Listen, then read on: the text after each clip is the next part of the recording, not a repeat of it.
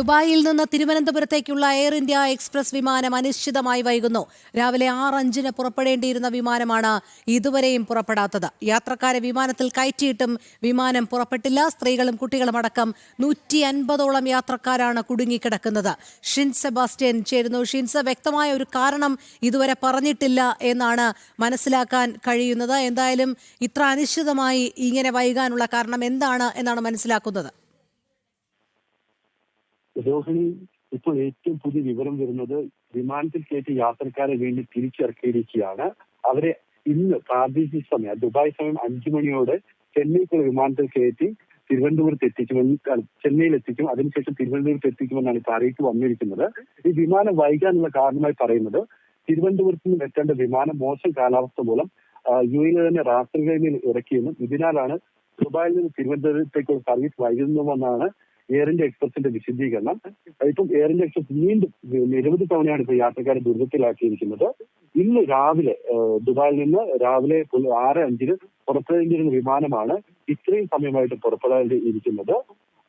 അതിനുശേഷം യാത്രക്കാരുടെ പ്രതിഷേധത്തിന് ശേഷം യാത്രക്കാരെ വിമാനത്തിൽ കയറ്റുകയും എന്നാൽ വിമാനത്തിനുള്ളിൽ 3 മണിക്കൂറോളം യാത്രക്കാരെ ഇരുത്തിയ ശേഷം ഇപ്പോൾ വീണ്ടും തിരിച്ചിറക്കിയിരിക്കുന്ന ഒരു സാഹചര്യമാണ് ഉണ്ടായിരിക്കുന്നത്.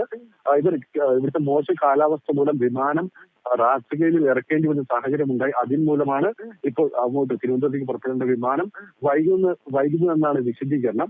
150ഓളം യാത്രക്കാരാണ് ദുരിതത്തിലായിരിക്കുന്നത്. അതിൽ സ്ത്രീകളും കുട്ടികളും രോഗികളും അടക്കമുള്ളവരുണ്ട്. നാട്ടിൽ അത്യാവശ്യമായി എത്തേണ്ട പലരുമുണ്ട്. മരണാനന്തര ചടങ്ങുകൾക്ക് എത്തേണ്ട ആൾക്കാരും വിവാഹത്തിൽ പങ്കെടുക്കേണ്ടിയിരുന്ന ആൾക്കാരും എല്ലാം ഉണ്ട്. അവരൊക്കെ ആകെ ദുരിതത്തിലായിരിക്കുകയാണ്. ഇപ്പോൾ നിരവധി തവണ സമയം മാറ്റിയിരുന്നു. നിരവധി തവണ യാത്രക്കാരോട് അല്പസമയങ്ങൾക്കകം വിമാനം പുറപ്പെടുമെന്ന് അറിയിച്ചിരുന്നു. പക്ഷെ എന്നിരുന്നാലും ഇതുവരെയും ഇക്കാര്യത്തിൽ ഒരു തീരുമാനമായിട്ടില്ല. ഇപ്പോൾ കയറ്റിയ വിമാനത്തിൽ തിരികെ ഇറക്കി വൈകിട്ട് 5 മണിയോടെ ചെന്നൈക്ക് പോകുന്ന വിമാനത്തിൽ യാത്രക്കാരെ എത്തിക്കുമെന്നാണ് അറിയിപ്പ് വന്നിരിക്കുന്നത്. രോഹിണി, ഏതായാലും പ്രവാസികളുടെ ഒരു ദുരിതം തീരാത്ത ഒരു കാഴ്ചയാണ് നമ്മൾ കണ്ടുകൊണ്ടിരിക്കുന്നത്. അവരുടെ യാത്രാ ദുരിതം തുടർന്ന് ദിവസേന നമ്മൾ ഇങ്ങനത്തെ വിമാനം വൈകുന്ന എയർ ഇന്ത്യ എക്സ്പ്രസ് മാത്രമല്ല ഇൻഡിഗോ അടക്കമുള്ള വിമാന സർവീസുകൾ യാത്രക്കാരെ ദുരിതത്തിലാക്കിയിരിക്കുകയാണ്.